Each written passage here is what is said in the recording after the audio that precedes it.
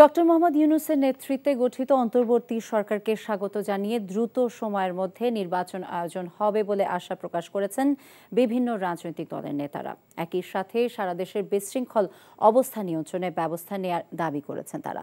আর অর্থনৈতিক অচলাবস্থা নিরসনে কার্যকর পদক্ষেপের কথা বলেছেন ব্যবসায়ীরা। বৃহস্পতিবার রাতে অন্তর্বর্তী সরকারের শপথের পর প্রতিক্রিয়ায় এসব বলেন তারা। ইমরুল আহসানের রিপোর্ট।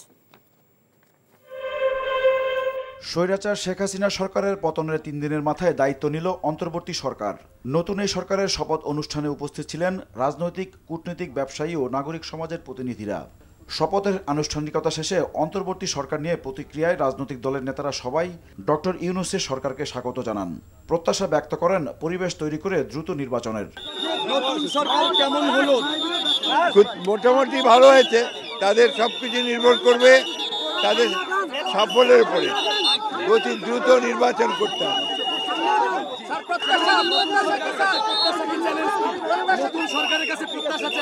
প্রত্যাশা হচ্ছে দেশে শান্তি শৃঙ্খলা প্রতিষ্ঠা করা, দেশের নির্বাচনকে অতি দ্রুত অনুষ্ঠান করা এবং নির্বাচিত সরকারকে ক্ষমতা হস্তান্তর করা। যে প্রত্যাশা এদেশের যুব সমাজের, যে প্রত্যাশা আপনার, যে প্রত্যাশা 18 কোটি মানুষের, আমার একই প্রত্যাশা, আমার ভিন্ন কোনো প্রত্যাশা নেই।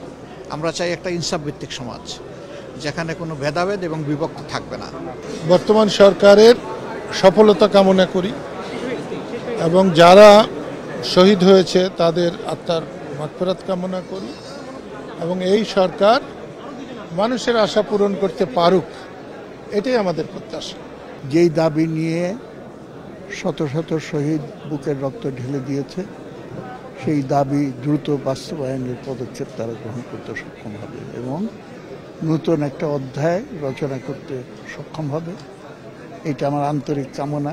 সরকারের কাছে প্রত্যাশা একটি, সেটা হচ্ছে যে বাংলাদেশের জনগণের যে দাবি গণতন্ত্র, সেই গণতন্ত্র বাংলাদেশের জনগণের হাতে আবার তুলে দিতে হবে, যাতে একটি সুষ্ঠু নিরপেক্ষ নির্বাচনের মাধ্যমে সত্যিকার জনপ্রতিনিধি যারা, তারা যেন এই দেশ পরিচালনা করতে পারে। তবে কেউ কেউ ভোটের আগে প্রাতিষ্ঠানিক সংস্কারের উপর গুরুত্ব দেন।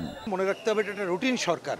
সেই রুটিন কাজের অন্যতম হলো আমাদের কতগুলো সাংবিধানিক প্রতিষ্ঠান আছে, সেটাকে পুনর্গঠনের প্রক্রিয়া শুরু করা।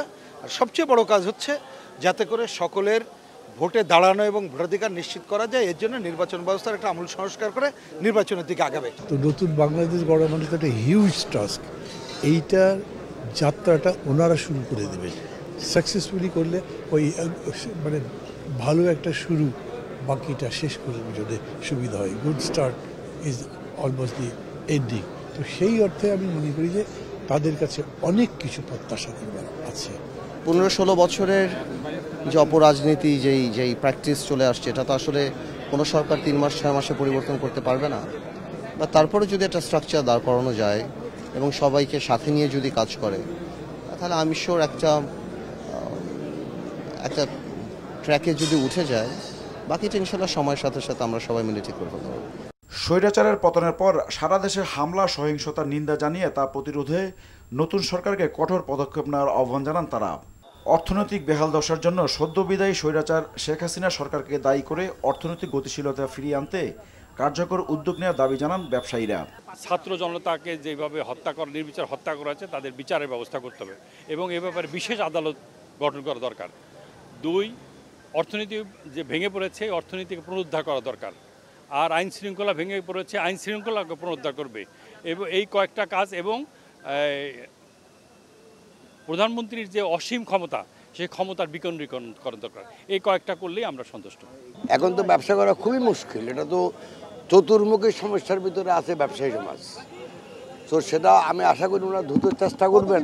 অবশ্যই আমরা আশা করি ওনারা যতদিন থাকেন, ওনারা বাংলাদেশের অর্থনীতি, বাংলাদেশের সমাজ, বাংলাদেশের রাজনীতিকে সামনের দিকে এগিয়ে নিয়ে যাবেন। প্রবীণ তরুণদের নিয়ে গঠিত সরকারের সুষ্ঠুভাবে রাষ্ট্র পরিচালনায় কোনো সমস্যা হবে না বলে মনে করেন বিভিন্ন শ্রেণী পেশার প্রতিনিধিরা। Imrul Ahsan, NTV news, Dhaka.